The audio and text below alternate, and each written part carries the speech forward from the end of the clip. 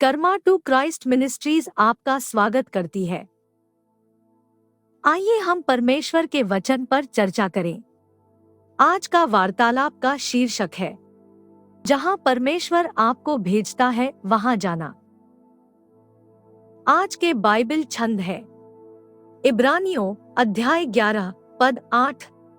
विश्वास ही से इब्राहिम जब बुलाया गया तो आज्ञा मानकर ऐसी जगह निकल गया जिसे मीरास में लेने वाला था, और यह न जानता था कि मैं किधर जाता हूँ, तो भी निकल गया। तथा व्यवस्था विवरण अध्याय 2 पद 3। तुम लोगों को इस पहाड़ के बाहर बाहर चलते हुए बहुत दिन बीत गए, अब घूमकर उत्तर की ओर चलो।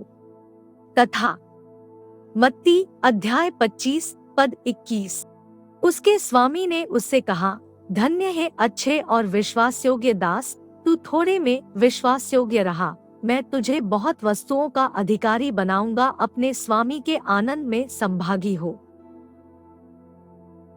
ईश्वर आपके अंत को शुरू से जानता है। हमारी सीमित आंखें, कल्पना या दिमाग जो कुछ भी देख सकता है, वह उससे कहीं आगे देखता है। इब्राहिम को उसके विश्वास में बार बार परखा गया। उन्हें अपना सुविधा क्षेत्र छोड़ने के लिए कहा गया था। परमेश्वर जो उसके लिए तैयार कर रहा था, उसे प्राप्त करने के लिए वह जो कुछ भी जानता था उसे छोड़ देना और अभ्यस्त हो गया। उस स्थिति में अपनी छवि बनाएं। यदि परमेश्वर ने आपको इस सप्ताह के अंत तक पैक अप करने और आगे बढ़ने के लिए कहा, क्या आप ऐसा कर सकते हैं? अपने क्षेत्र के सभी दोस्तों और करीबी रिश्तेदारों को छोड़ दें।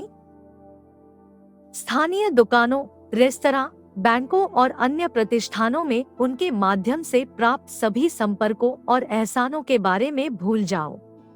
फिर से सीखना है कि निकटतम अस्पताल, पशु चिकित्सक, चीनी store, mall, gym, bakery, bank, police station या सुपरमार्केट कहाँ है। और सबसे प्रिय बात यह है कि क्या ये सब चीजें वहां उपलब्ध होंगी जहां परमेश्वर आपको आगे ले जाया है। निश्चित रूप से एक नई जगह और नए लोग रोमांचक हो सकते हैं, लेकिन आमतौर पर लोग वहीं रहना पसंद करते हैं जहां वे हैं, जहां वे परिचित हैं कि चीजें कैसे काम करती हैं, खासकर जब वे बड़े हो जाते हैं। अब कल्पना कीजिए कि क्या आपके पास सब कुछ पीछे छोड़ने के अलावा कोई विकल्प नहीं था, क्योंकि युद्ध, अकाल या उत्पीड़न ने आपके देश को प्रभावित किया था। इस आधुनिक युग में हम भूल जाते हैं कि हमारे दादा दादी की कई पीढ़ियों ने इसका अनुभव किया है। इब्राहिम को यह नहीं जानना था कि उसे कहाँ जाना है, लेकिन परमेश्वर पर भरोसा करने और आगे बढ़ने के लिए इब्राहिम को आगे बढ़ना था। हम में से कुछ को विश्वास का वह कदम उठाने की जरूरत है और अज्ञात से डरने की नहीं, बल्कि परमेश्वर पर भरोसा करने की जरूरत है जब वह हमें अपनी महिमा के लिए इस्तेमाल करने के लिए बुलाता है। यह आपके लिए एक शारीरिक कदम नहीं हो सकता है, लेकिन एक मानसिकता या परंपरा से एक कदम है। यह दोस्तों के एक मंडली या मंत्रालय से अलगाव हो सकता है, या इसके लिए पढ़ाई में बदलाव या करियर में बदलाव की भी आवश्यकता हो सकती है। आप तब तक नहीं जान पाएंगे जब तक आप परमेश्वर से नहीं पूछते और विश्वास से एक कदम नहीं उठाते। आप परमेश्वर से केवल तभी अधिक प्राप्त करेंगे जब आप उस चीज के अच्छे भंडारी रहे होंगे जो उसने आपको पहले ही दी है। प्रवाहहीन होना और न बढ़ना क्षय और मृत्यु का प्रारंभिक संकेत है। जोखिम न लेना, नहीं अपने विश्वास का प्रयोग करना, एक नीरस और निराशाजनक जीवन की ओर ले जाएगा। आइए प्रार्थना करते हैं। स्वर्गीय पिता, आप एक शक्तिशाली अद्भुत व्यक्ति के रूप में मेरे साथ हैं। हे यहोवा, तू शक्तिशाली के विरुद्ध मेरी ओर से उतर आया है। हे यहोवा, तूने मुझे सब भयों से छुड़ाया है। हम आपको धन्यवाद देते हैं कि हमारे लिए आपकी योजनाएं हमेशा अच्छी होती है, न कि बुराई की। हमारे जीवन के लिए आपकी योजनाओं की तलाश करने और उसी पहाड़ के चारों ओर जाने से रोकने के लिए आज हमारी मदद करें।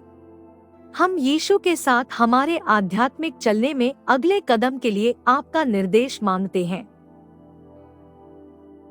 हम अभी अज्ञात के भय की भावना को अस्वीकार करते हैं और दृढ़ता से आपके विश्राम में प्रवेश करने का निर्णय लेते हैं।